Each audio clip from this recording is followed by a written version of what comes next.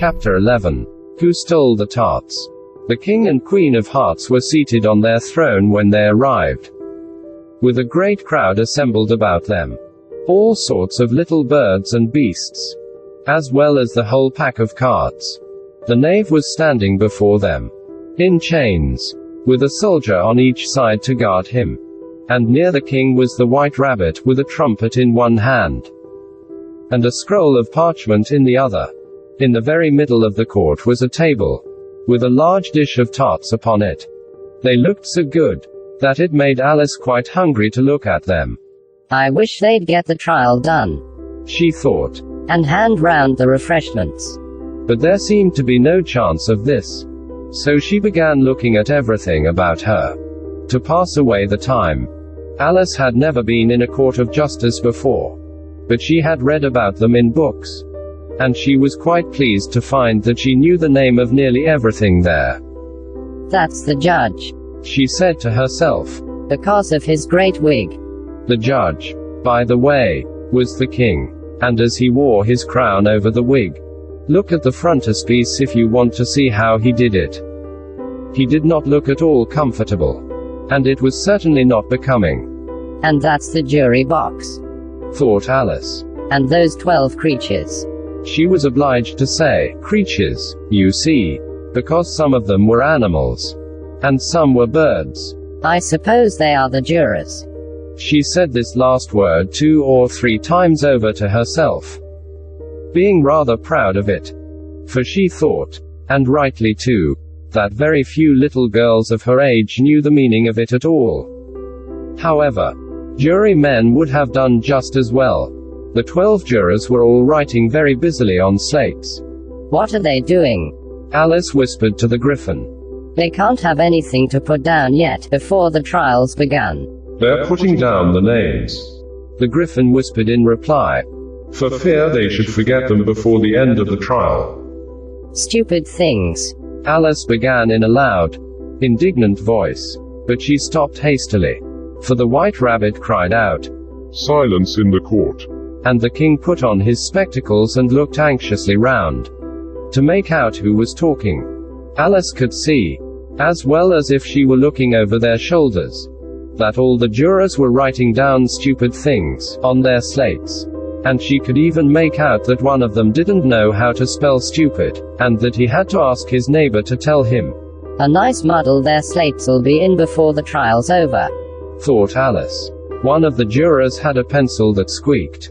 This, of course, Alice could not stand. And she went round the court and got behind him, and very soon found an opportunity of taking it away.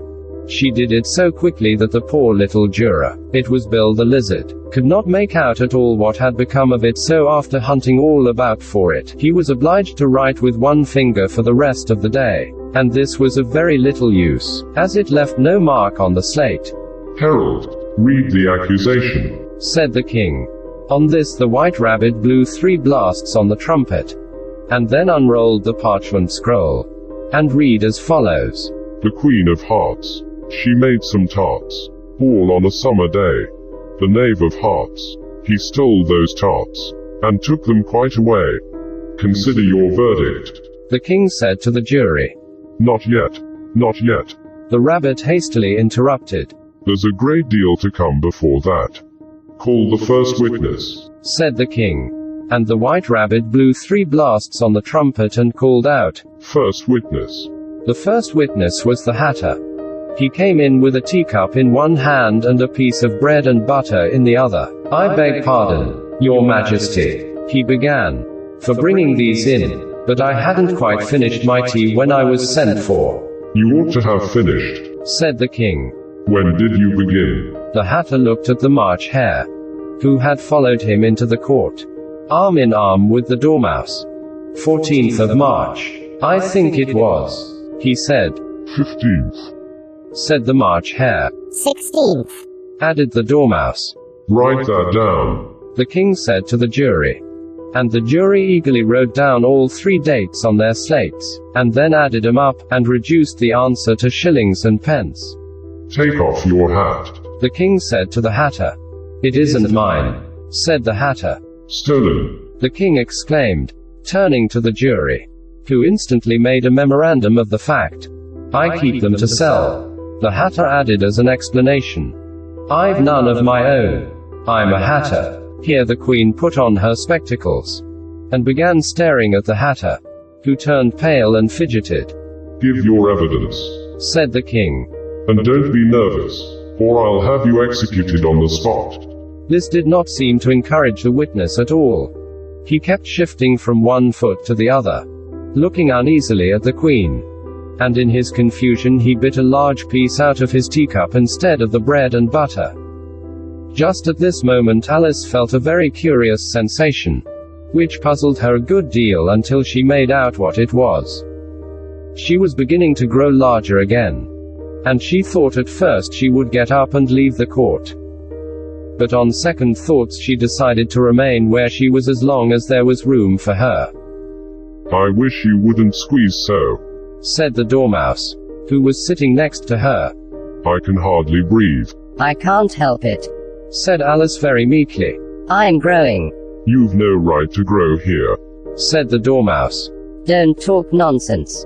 Said Alice more boldly. You know you're growing too. Yes, but I grow at a reasonable pace. Said the Dormouse. Not in that ridiculous fashion. And he got up very sulkily and crossed over to the other side of the court. All this time the Queen had never left off staring at the Hatter. And, just as the Dormouse crossed the court, she said to one of the officers of the court, Bring me the list of the singers in the last concert. On which the wretched Hatter trembled so that he shook both his shoes off. Give your evidence, The King repeated angrily. or I'll have you executed, whether you're nervous or not. I'm a poor man, Your Majesty, the Hatter began, in a trembling voice. And I hadn't begun my tea, not above a week or so. And what with the bread and butter getting so thin, and the twinkling of the tea.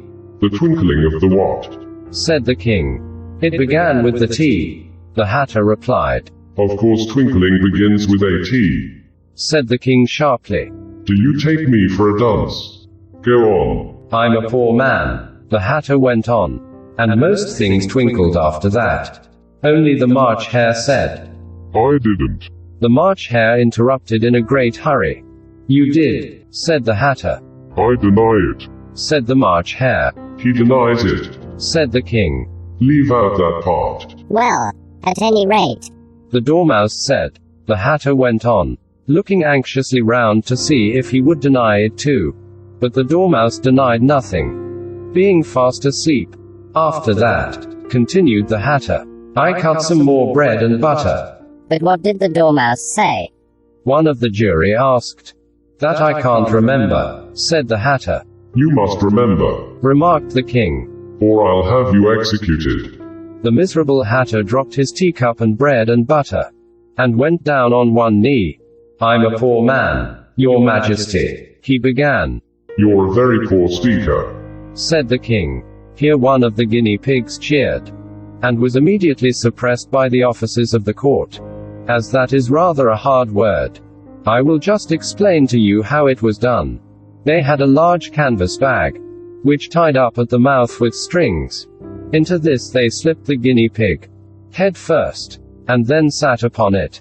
I'm glad I've seen that done, Thought Alice. I've so often read in the newspapers, at the end of trials, there was some attempts at applause, which was immediately suppressed by the officers of the court, and I never understood what it meant till now. If that's all you know about it, you may stand down. Continued the King. I can't go no lower, said the Hatter. I'm on the floor, as it is. Then you may sit down. The King replied. Here the other guinea pig cheered, and was suppressed. Come, that finished the guinea pigs. Thought Alice. Now we shall get on better. I'd rather finish my tea, said the Hatter, with an anxious look at the Queen, who was reading the list of singers. You may go, said the King, and the Hatter hurriedly left the court, without even waiting to put his shoes on, and just take his head off outside. The Queen added to one of the officers. But the Hatter was out of sight before the officer could get to the door. Call the next witness, said the king. The next witness was the Duchess's cook. She carried the pepper box in her hand. And Alice guessed who it was. Even before she got into the court. By the way, the people near the door began sneezing all at once. Give your evidence, said the king. Shan't, said the cook.